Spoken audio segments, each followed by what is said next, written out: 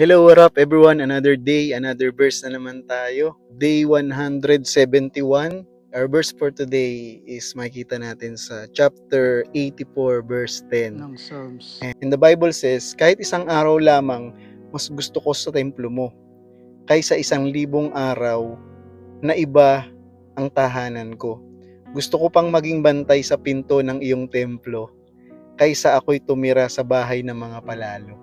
Napakaganda lang nung verse kasi sinasabi nung psalmist na mas gugustuhin niya yung isang araw sa piling ng Panginoon kaysa sa libu-libong araw na ang kasama mo ay hindi si God or yung mga palalo. Nakaka-bless because today is Sunday, and syempre kapag Sunday, ito yung tinatawag na worship service day, di ba? Kung saan pupunta tayo sa church building para mag-awitan, makinig ng salita ng Panginoon.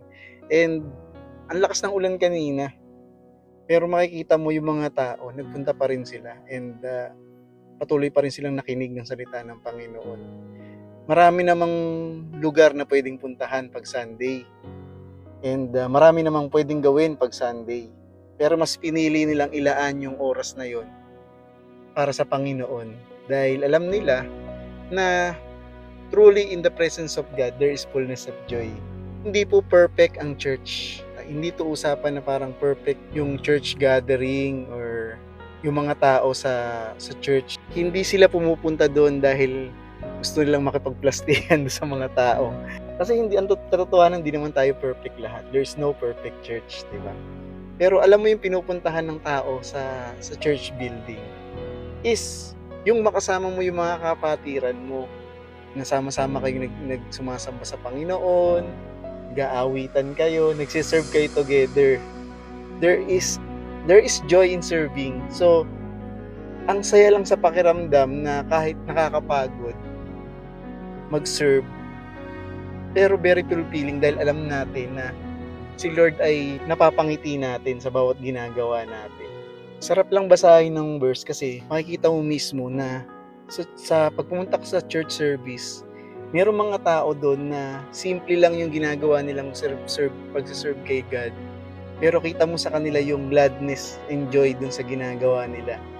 Para bang kagaya nung kanina doon sa binasa natin, sabi ng psalmist, I would rather be yung nagbabantay lang sa pintuan ng templo ng Panginoon kaysa doon sa kasama mo yung mga taong palalo. And ang katotohanan kasi, kagaya nung psalmist, mas maganda pang mag-serve ka sa Panginoon in a simple way, simplest way na kaya mong gawin para sa Kanya, kaysa naman magkaroon ka ng isang comfortable life na hindi mo naman kasama ang Lord. Alam nyo, sa buhay na to,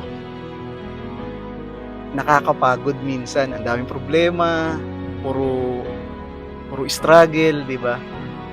Lalo sa nangyayari ngayon sa bansa natin. Kinakailangan natin itong presence ni God. Kinakailangan nating mag-serve sa Panginoon, pumunta sa church building para mag-worship together with the other kapatiran, yung mga kapatiran sa church. Kasama to, yung pakikinig natin ng Word of God. Kasama to sa pag-grow natin sa pananampalataya natin. At the same time, every time na parang na-dedrain na tayo, ito yung somehow nakakapag-recharge sa atin. Nai-encourage tayo kapag nadi-discourage tayo, di ba? Pwede tayong humilata na lang sa bahay at manood ng Netflix, di ba? Or manood ng gusto nating panoorin. Pero mas pinili natin na magbihis, pumunta sa church building, at sumamba sa Panginoon para mapangiti natin ang Lord.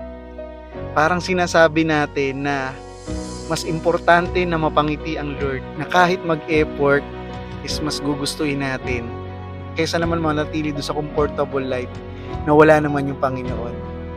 Sinasabi natin na ang pinaka-importante is yung presence ni God lagi. Ay, nang pagsamba sa Panginoon ay hindi siya tungkol sa attendance.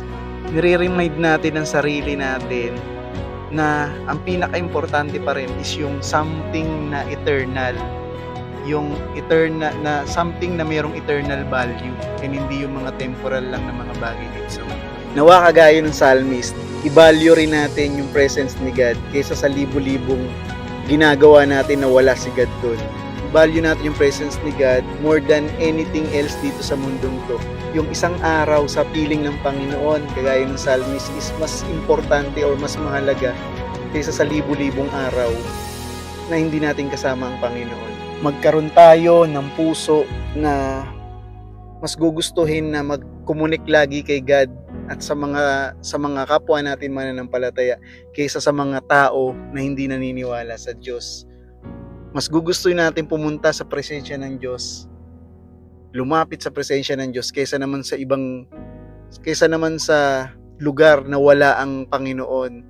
Nawa mas mapamahal tayo sa Panginoon araw-araw, mas hanapin natin yung presence niya at maawit din natin yung truly there's joy in the house of the Lord.